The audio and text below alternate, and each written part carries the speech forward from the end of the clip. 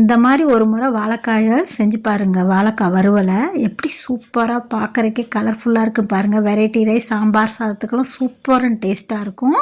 எப்படி செய்கிறேன்னு பார்க்கலாமா?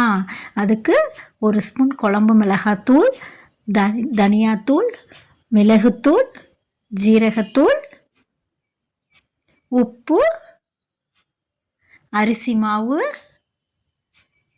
கடலை மாவு எல்லாமே ஒவ்வொரு ஸ்பூன் போட்டுக்கிட்டேன். 1 ஸ்பூன் ரவை. இப்போ எல்லாத்தையும் நல்லா கலந்துக்கலாம்.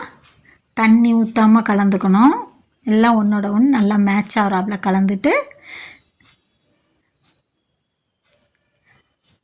வாழைக்காயை பஜ்ஜி போடுறதுக்கு செதுக்கும் இல்லையா, அந்த மாதிரி செதுக்கி வச்சுக்கணும். கொஞ்சம் மொத்தமாக, அதை விட மெலிசாக இல்லாமல் கொஞ்சம் மொத்தமாக அந்த பஜ்ஜி போடுற மாடலில் கற்று இப்போ அந்த மசாலாவில் அப்படியே டிப் பண்ணி எடுத்து தோசைக்கல் அடுப்பில் வச்சு அதில் எண்ணெய் ஊற்றி போட்டு அப்படியே திருப்பி போட வேண்டியதான்.